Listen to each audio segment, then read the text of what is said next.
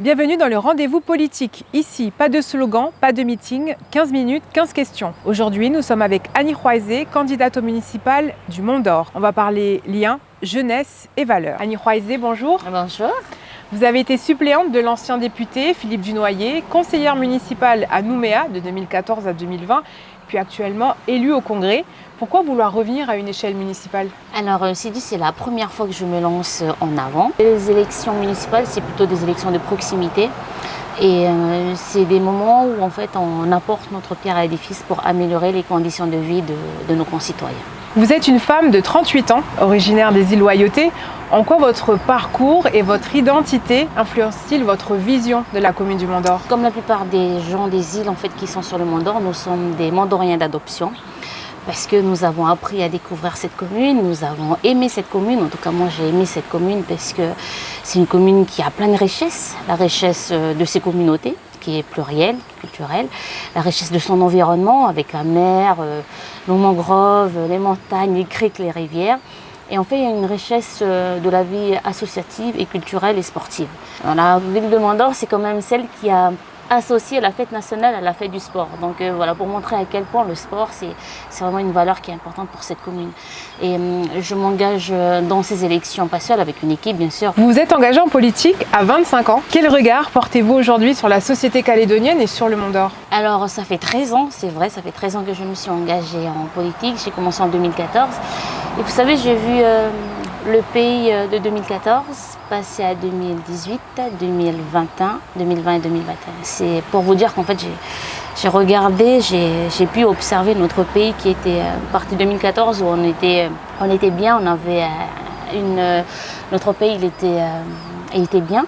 Mais à partir de 2018, à partir des référendums, en fait, on a vu notre pays se déchirer. Et je voudrais prendre un temps sur 2018 parce que c'était un référendum qui était accepté par tout le monde. Le résultat, il a été accepté par les Calédoniens, par la région, par toutes les instances, que ce soit nationales ou internationales. Et pourquoi ça a fonctionné? Parce qu'avant de passer au référendum, on s'est positionné sur des choses qui nous rassemblaient, et notamment les valeurs. On avait rédigé un texte là-dessus, c'est tous les élus politiques avec l'État qui se sont mis d'accord pour rédiger en tout cas les valeurs qui pourraient fonder en tout cas notre pays de demain, quelles que soient nos divergences. On savait que en 2018 on allait se séparer sur la question référendaire, mais au moins on a fait des choses qui nous rassemblaient. Et en fait cette méthode-là a permis que les résultats ils étaient bien et c'était accepté par tout le monde. Ensuite il y a eu les deux autres référendums. Et là, c'était dans une autre situation. Et en fait, j'ai vu notre pays se déchirer petit à petit. Et aujourd'hui, les derniers événements de mai 2024, c'était vraiment la goutte qui a fait déborder le vase. Aujourd'hui, en fait, nous, on a envie de se lancer parce qu'on a envie de retisser les liens entre nous. Parce que pour nous, c'est la base de la base. On ne peut pas construire quelque chose de nouveau. On ne peut pas reconstruire. C'est déjà, on n'arrive pas à se mettre d'accord. Si on n'arrive pas déjà à se respecter, si on n'arrive pas déjà à se parler, à partager des idées, quelles que soient nos convictions politiques. Et les municipalités, c'est pas le référendum. Les municipalités, c'est qu'est-ce qu'on peut apporter pour améliorer le quotidien des gens. Peut-on vraiment rassembler après les fractures de 2024? Sidi, c'est pas une possibilité. Pour nous, c'est la priorité des priorités. C'est l'urgence des urgences. Le fait de tisser des liens entre nous, pour nous, c'est se donner confiance les uns aux autres. Pour nous, c'est comme ça qu'on pourra vivre en sécurité. Parce que le Mont d'Or, le point qui est important, c'est toujours la sécurité, c'est toujours la traversée de Saint-Louis. Et pour répondre à ça, moi, j'ai envie de dire en tout cas que ce n'est pas en construisant des murs qu'on va réussir à vivre en sécurité. C'est en détruisant des murs de la haine, des murs de la colère, des murs du refus de l'autre, qui va nous permettre en tout cas de retisser les liens entre nous. C'est redonner confiance, c'est retisser des liens entre nous de rien. Quel retour avez-vous des habitants de Saint-Louis sur cette situation? Alors moi j'ai eu la chance d'avoir quelqu'un de Saint-Louis sur notre liste et en fait c'est lui qui nous donne un peu de retour de la tribu. Il a partagé avec l'équipe qu'en fait en tant que jeunes ils ont envie de s'investir, ils ont envie d'améliorer leur quotidien. Ils ont envie de travailler dans leur commune, ils ont envie d'apporter en tout cas leur pierre à l'édifice afin d'améliorer notre commune du Mont d'Or. La tribu est stigmatisés alors qu'on oublie que les habitants sont les premières victimes aussi de toutes ces exactions. Et c'est d'ailleurs pour ça qu'en fait on veut remettre en place le comité de suivi de la tribu de Saint-Louis, parce que pour nous c'est aussi à travers ça en fait qu'on peut intégrer la tribu de Saint-Louis pour évoquer le sujet d'insécurité, parce que c'est eux les premières victimes en fait. À chaque fois on oublie, mais ce sont les personnes de Saint-Louis qui sont les premières victimes de l'insécurité. Et quel ressenti percevez-vous chez les habitants du Mont d'Or Sud? J'ai aussi la chance d'avoir des personnes qui habitent au Mont d'Or Sud sur ma liste, et en fait les questions qui reviennent, ce sont des questions que tous les Mondorais se posent. Comment je fais pour me déplacer facilement, sereinement, après réduit, comment je fais pour me nourrir, comment je fais pour être accompagnée, pour se faire accompagner, comment je fais pour vivre ensemble. En fait, c'est toutes ces questions en tout cas que les gens du Mont d'Or Sud me donnent, et c'est à travers ça en fait notre programme répond à des questions qui sont très simples et qui sont très basiques. L'accès aux soins est un enjeu vital. Jusqu'où pourriez-vous aller si vous êtes élu maire? Alors dans notre programme, on veut construire ce qu'on appelle un centre hospitalier de proximité. Pourquoi? Parce que durant les événements, on a vu des personnes âgées, notamment ceux qui font de la dialyse, se déplacer en bateau. Pendant les événements, c'était Saint-Louis qui était bloqué, mais ça pourrait être une inondation, ça pourrait être autre chose. Mais le besoin, il est exprimé, c'est d'avoir un centre hospitalier de proximité. L'idée, c'est de faire venir des médecins là pour qu'au moins on puisse traiter ces personnes dès le début, en attendant le transfert pour le médicole.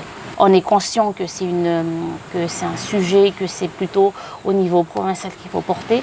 Mais nous, demain, quand on sera élu, on veut porter ça au niveau de la province. Si vous ne deviez choisir que 3 axes prioritaires sur ces 6 voire 7 prochaines années de mandat, lesquels seraient-ils?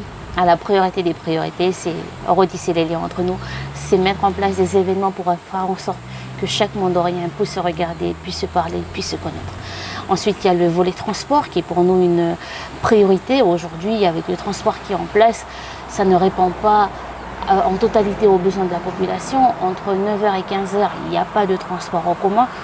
Il y a des personnes qui doivent aller voir le médecin, il y a des personnes qui doivent aller au magasin pour acheter à manger, pour s'alimenter. Il y a des personnes qui veulent aller à la mairie pour faire des papiers administratifs. Aujourd'hui, on ne leur donne pas cette possibilité.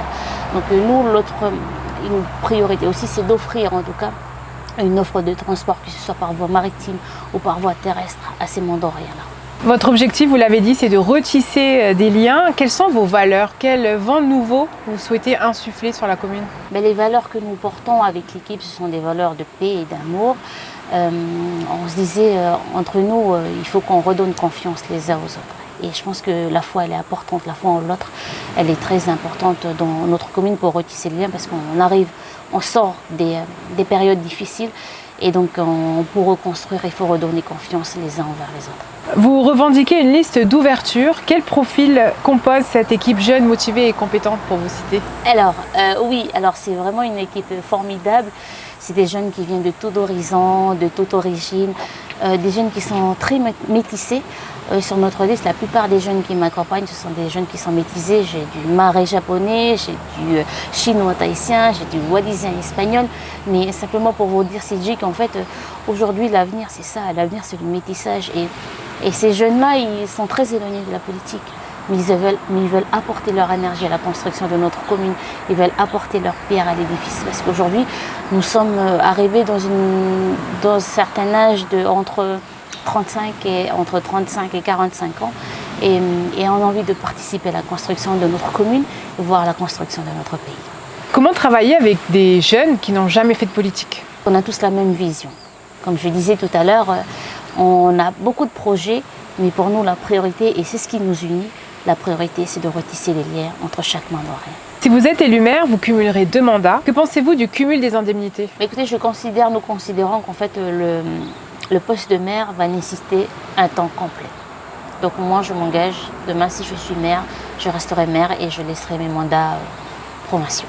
Pourquoi certains électeurs ont-ils le sentiment de n'être vus qu'en période électorale? Mais écoutez, je comprends tout à fait le sentiment qu'ils peuvent ressentir.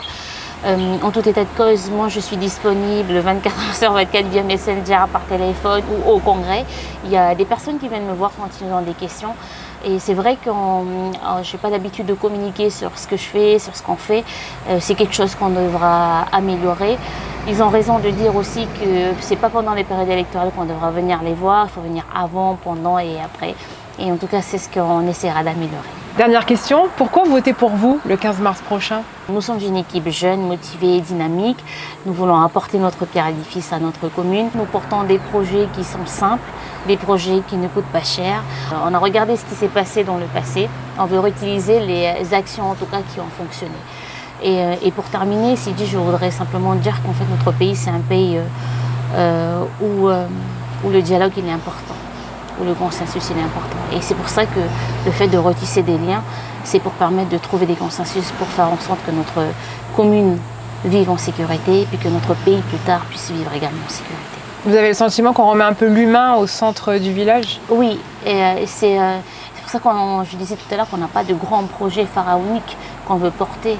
Nous, l'important, c'est que l'être humain puisse être bien, qu'un Mondorien puisse être heureux dans sa commune. Et c'est en donnant foi, en tout cas, vers l'autre, quand on pourra y arriver, nous estimons en tout cas. Merci Annie Roisé. De rien.